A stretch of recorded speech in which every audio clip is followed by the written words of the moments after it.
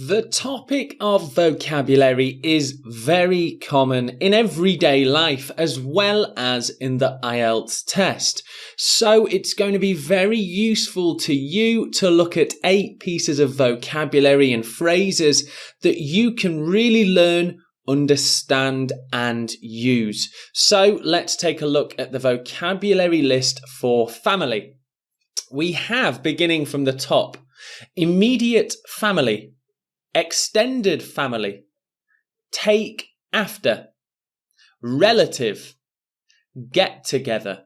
And for the pronunciation for get together, notice there is only one T sound. I don't say get together, get together. One T sound, get together, get together. And next up, inspiration, support and squabble. So 8 pieces of language that are highly linked and related to the topic of vocabulary. Let's take a look at our first one, and it is immediate family. Immediate family are your brothers, sisters, and parents. That's it. So it does not include your uncles, cousins, or any other members of your whole family. Immediate family is your parents or siblings, brothers and sisters. Let's take a look at the example. My immediate family all live within an 800-meter walk from my house. In my immediate family, I have 2 parents and 1 younger brother. So here we're looking really at examples of sentences that you might use in the IELTS speaking test. And the next piece of vocabulary is extended family. So your extended family does include uncles, aunts, cousins, nephews, grandparents, that kinds of thing. Having a large extended family means some very exciting festive celebrations. An extended family can lend support to one another in difficult times. Okay, now we will look at take after. Okay, take after is a phrase that we use to describe when someone is similar to a relative.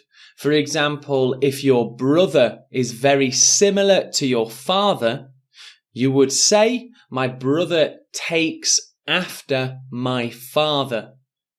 Let's look at some examples. My sister says I really take after my father, and we look very alike or look very alike. So it can be looks, or it can also be personality and characteristics. For example, if you have a similar sense of humour, you laugh at the same things, you could say you still take after your parents. It's very possible for some children to take after their parents. A relative. Okay, so a relative is somebody who is related by blood to you. So it's anyone in your family, both immediate and extended. Because I live so far away, I'm not very close with my relatives. I found a long-lost relative by searching on the internet. Okay, I've highlighted the term long-lost relative.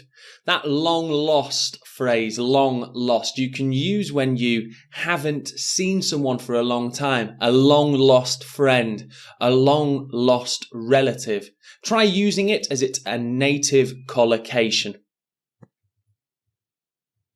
And now we have get together, another collocation, and it simply means usually a party or some kind of celebration where everybody meets together. Get together. Let's take a look at some examples. Every Christmas we have a family get together and play games. So often during festive celebrations, you have a get-together, and you can add the noun family. So a family get-together is a commonly used phrase. It can be used for birthdays, parties, or any other celebrations. A family get-together. At least once a year, my family and friends try to organise a get-together. A very native sounding phrase. Try and use it. Okay, next up, we have inspiration.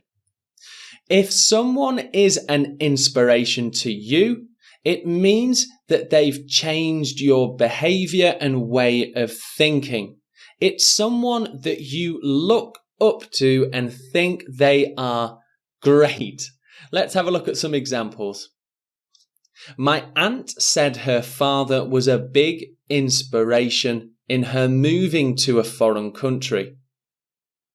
I'd like to think I can be an inspiration to my younger siblings. And here we have support, so helping someone. Your extended family offers a great support network to help and care for you. Another highlighted phrase and collocation, support network. It's used when you describe a group of friends or family, a group of them that can be trusted to help you when you need it.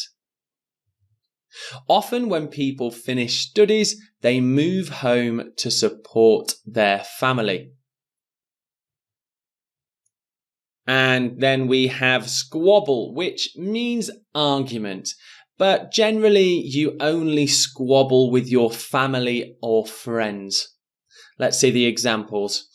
It's common for a family to have a squabble over something not so important. And lastly, I would say my family rarely squabbles about anything. So squabble, an argument, a family, small family argument. Okay, so there are 8 pieces of vocabulary and phrases that really you can use or understand for the common topic of family.